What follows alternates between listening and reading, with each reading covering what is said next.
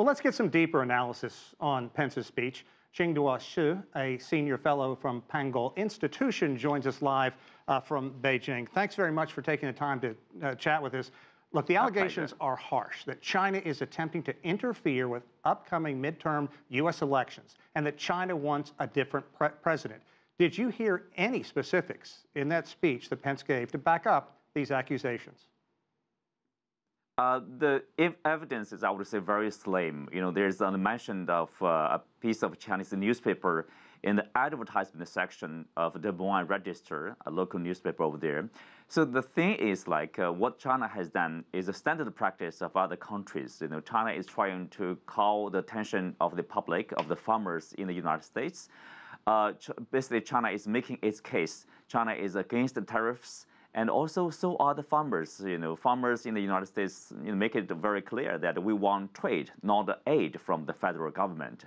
I think the Chinese market is the right match for the U.S. soybean and other products over there. So if you listen to what Vice President Pence has said, China wants to have a different president. I think it's basically the same. More than half Americans probably would agree.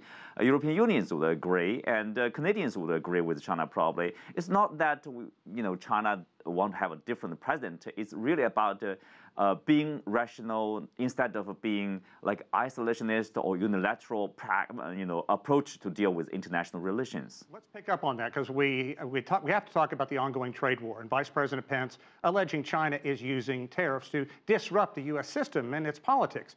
But correct me if I'm wrong, didn't the Trump administration initiate the tariff battle, and China has repeatedly said it was just going to be forced to respond in kind? Yes, that's exactly the case.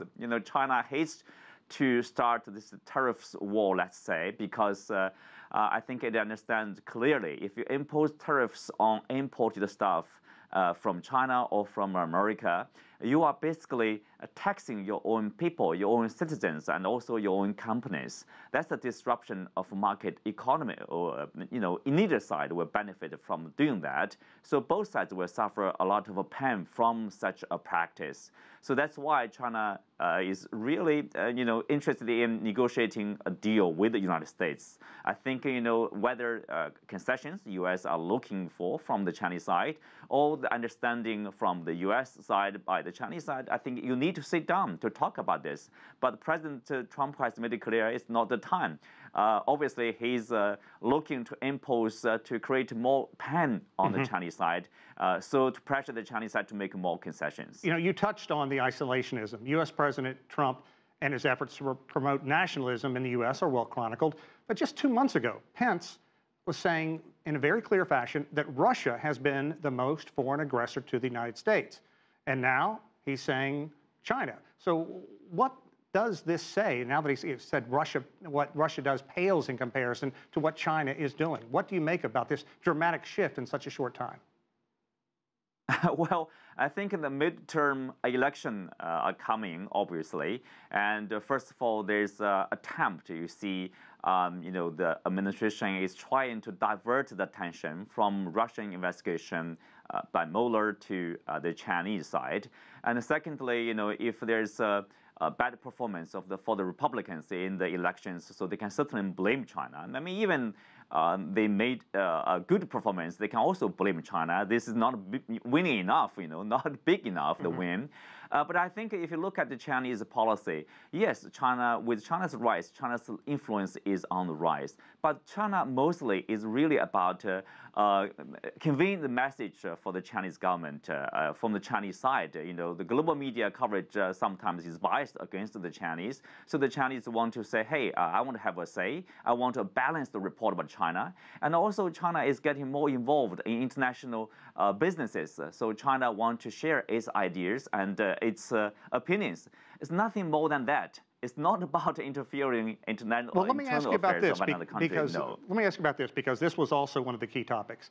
Pence accused China of being reckless in the South China Sea, but there are others who argue that the United States is being confrontational in those waters. Talk about what the U.S. calls expansionism by China. Well, no. If you look at the Chinese foreign policy, in terms of defense policy too, it's really about maintaining, protecting its national sovereignty and the territorial integrity. Remember, among the probably the 5 members of UN Security Council, 5 of them, China is the only major power that still has a problem of territorial integrity and the national sovereignty issue, like with Taiwan and the South China Sea. China is not expanding its influence. If this incident, if confrontation between Chinese and the U.S. warships took place in the Gulf of Mexico, you can call it Chinese aggression. Otherwise, I say this is baseless. Okay. Qinduo Xu, thank you very much for your insight coming to us from Beijing early in the morning there. Thanks again.